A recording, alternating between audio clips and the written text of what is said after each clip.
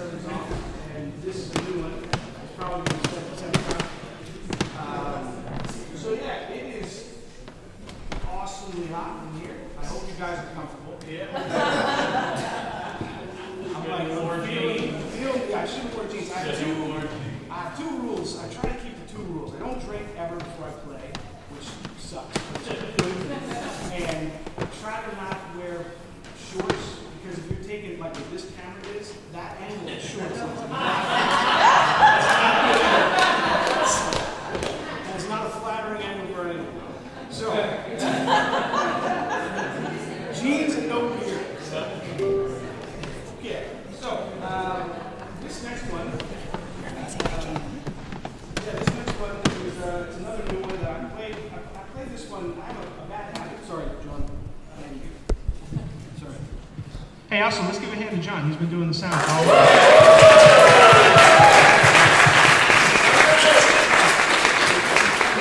He's been doing a great job. So yeah, this is another one. I have this bad habit of playing songs out way before they're ready or like final or anything. So I feel like I've been playing this song for a really long time, and when people are like, "Is that recorded?" I'm like, "Next question." It's done. So anyway, this is one that it's become one of my favorites to play. It's a new song called Stoic. And yeah, that's that. Here's the Stoic. Oh, this is also, this is usually the song that I open with, but, and it sucks to do it in front of pan people, because in like 95% of rooms, this is like super, like, ooh, like it's impressive. Ooh, it's low, it's something I haven't heard. Here, you guys are like, all right, it's G2, like, get on with the show. In the sake of that, when I do some of these like flares, if I could just maybe get a couple of complimentary, ooh, it'll make me feel nice.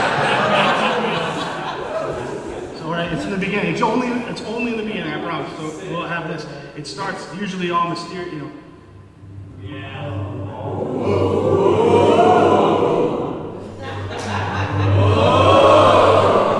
Thank you. Now here's this real song.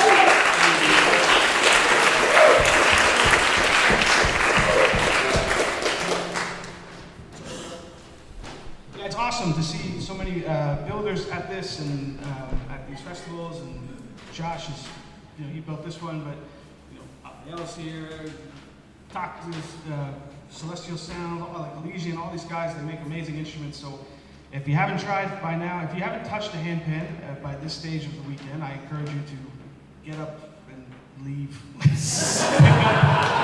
up an instrument from the wall and try for yourself.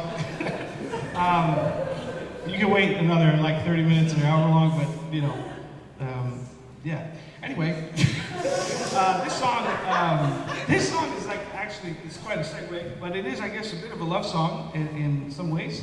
So it's a new song called "Constant" that I have. Again, it's another new one, and yeah, this song it was those days where they're just great days, where there's like nothing. I think so much we're like in our heads, oh, what can I do better? What did I do better? And then those days where it's just like awesome. And you look around, and for me, I've been with my girlfriend for like 9 years. We live together, we got dogs, 2 cats, It's a nice little piece of life, And so I wrote this song, and it was kind of like, the name is Constant, and there's like one riff that carries through. There's this song, like if you thought the other one had a lot of parts, this one has like 10 more parts. It's a lot.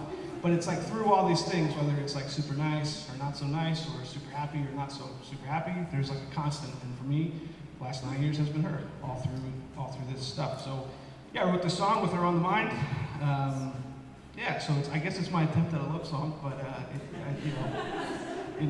I don't know if there's going to be any swing dancing in the back or anything, but it's anyway, it's my version. If you went to my workshop, it's all about what you want to do, and this is what I want to do. So yeah, here's a new song called "Constant," and I hope that you like it. Sorry. Oh my God. Oh man. You guys are sweating, right? I'm not just a fat guy. All right, good. Just want to make sure I'm not like a fat guy at home and sweating. Okay. "Constant," love song. Back in the mood. It's a love song.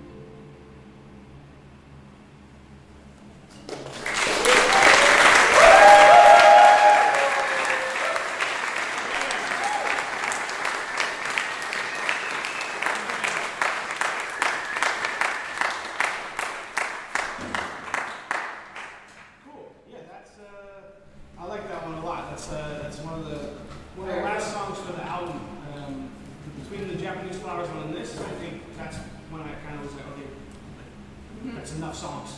It's a lot already. I've thrown out a lot. It's time to just send it. We finished with it. Okay. So, what's that? Microphone. Huh? Microphone. Oh.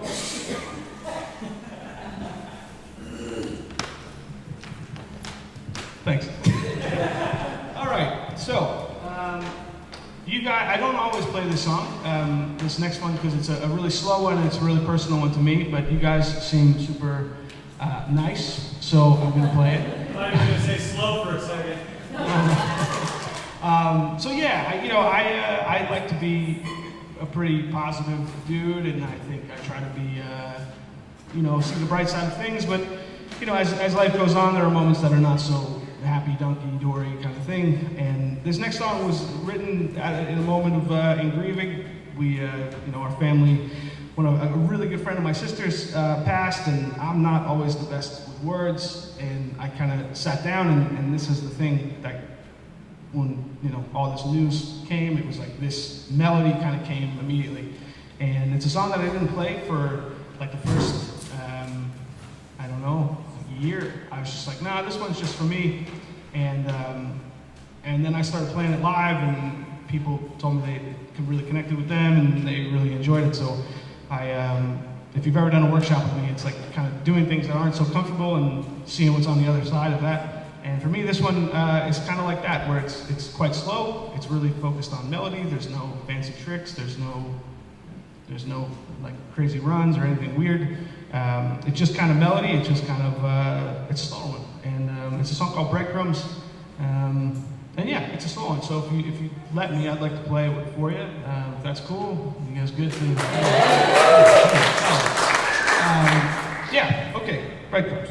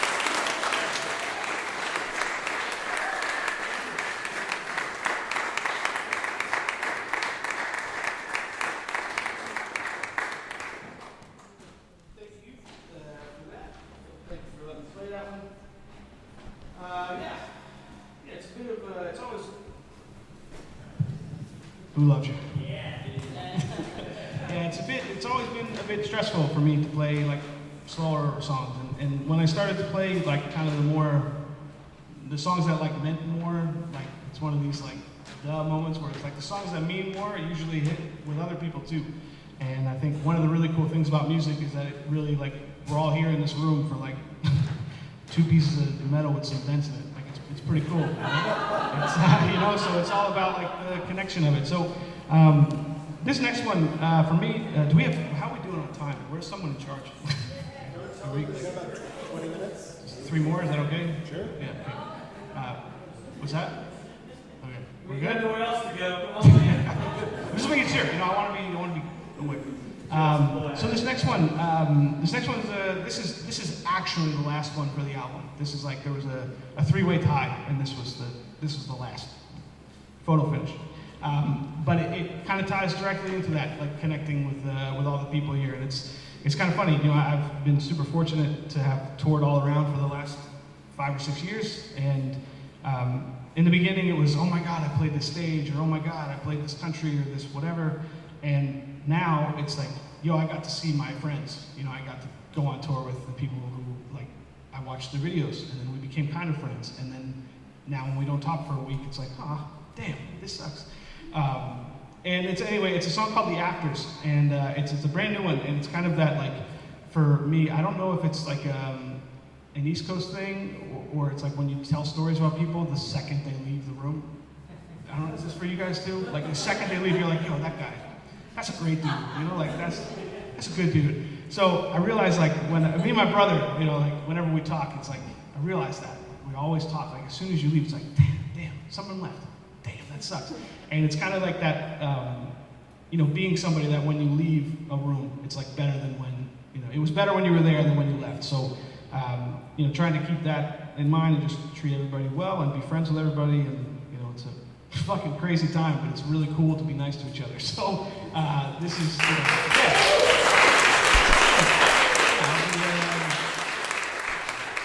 I'll be running for political office on that.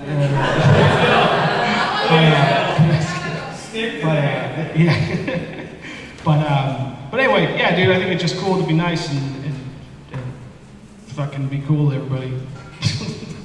That's about as poetic as it gets. So anyway, this is a brand new song called The Afters, and it does have a bit of one of these like do-do-do-do moments in the middle of it, so if you feel so inclined to follow what I'm doing with your sounds, be my guest. It's a new one. I haven't tried this live.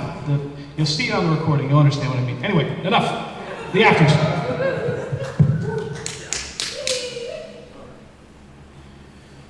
All right.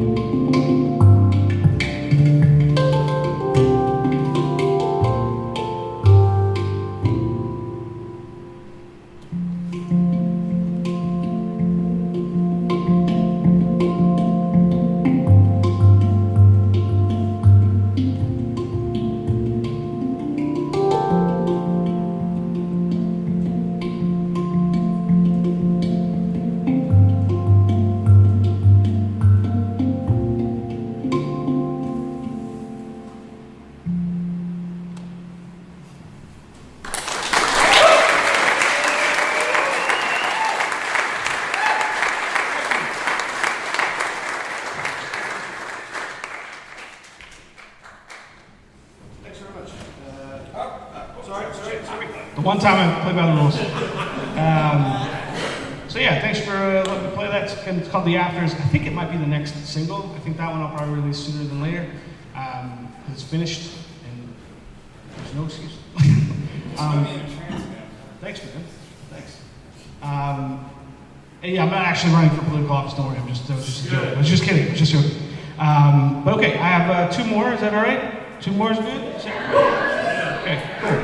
Okay, so we talked about friends. We talked about life. We talked about serious stuff. This song is, I think it's really great. Like songs of mine have actual meaning for sure.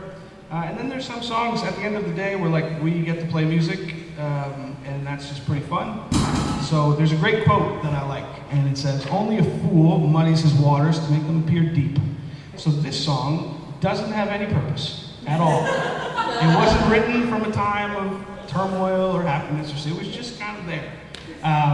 The name of this one is called Flat Out, for the very reason that this is a B flat, and it's upside down, it's out. That is the whole reason for the name of the song.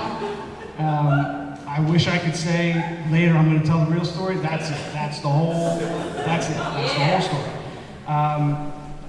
This song, though, I do think actually Rafael is here from Brazil. I did play this in Brazil at their festival, and there's like a brief moment of a very like samba-inspired groove, and it was one of the most nerve-wracking things ever. Because it's like samba music in Brazil is like religion. It's like, don't mess that up, dude. And so I remember like teasing it, and there was a brief moment in my head where I was like, am I really gonna play this part? I could just skip it. Like they don't have to judge me for my samba rhythms. But I think here I don't feel as nervous. It's just now there's just one Brazilian in the room.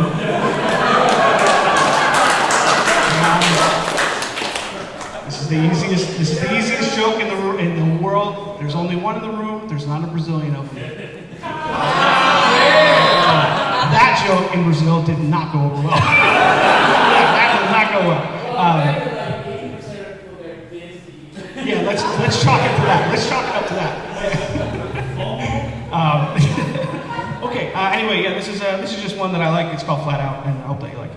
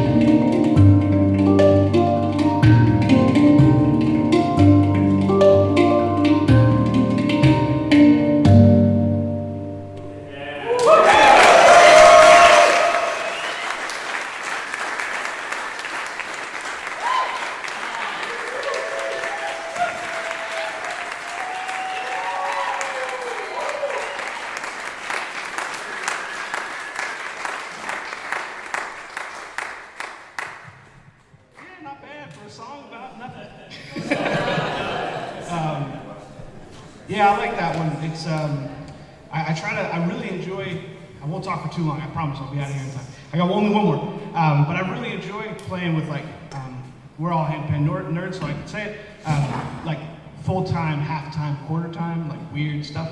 And that one on the recording, it's like, how slow can we make this where it sounds like something? So the section in the middle where it sounds like kind of weird, there's like really strange basses and like very strange productions. It's a fun one. Anyway, enough talking. Hang on one second. Can I see my face? No. There's something, I always feel a little more comfortable speaking when there's something in my lap. Like, this is way easier. Okay, so, you guys still enjoying the show? What a relief. So yeah, I got one more. Yeah, this one is it's the title track of the album, and I think I don't rehearse what I say at all, and I think it shows. But this, I tried to explain the album last year here, and it was about the smoothest I've ever explained it. The other times I kind of blabber, but I'll try it. I'll try it here. So we're good with one more, right? We have enough time? Cool, sweet. Okay, so the name of the album is called Euthymia. There's this great Stoic that I read. His name is Seneca, and he talked about this feeling. It's called Euthymia. That's what he called it, about like knowing that you're on the path you're supposed to be on. And yeah, it's for me it was a pretty cool. Like I read the definition. It's kind of like, you know, you read the stories and all this, and you're like, wow, that's pretty cool. And yeah, I wrote this song.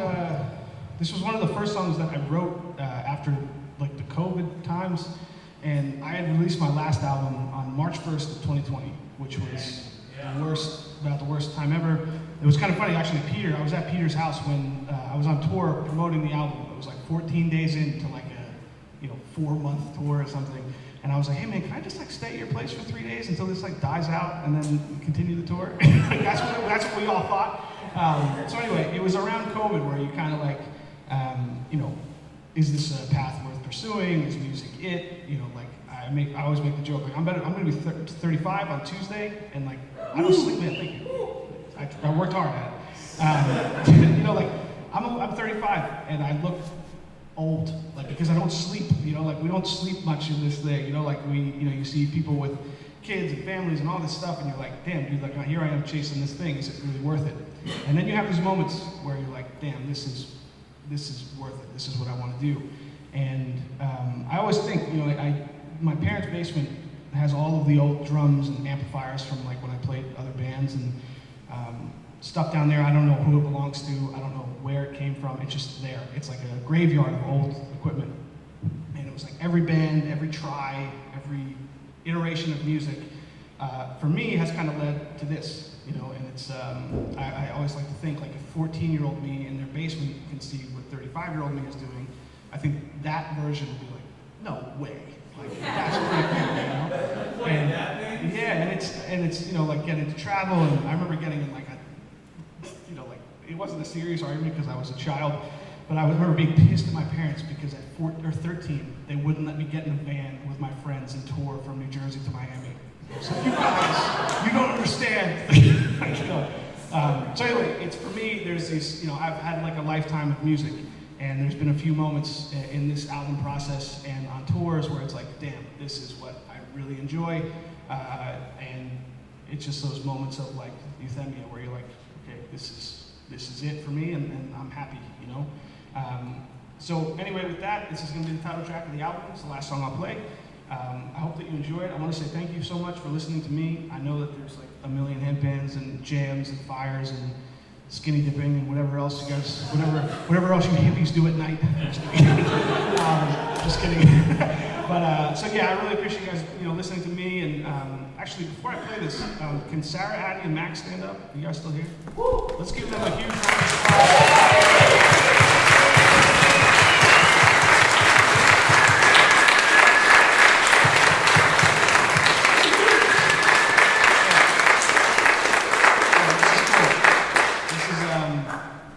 This is, I love this festival.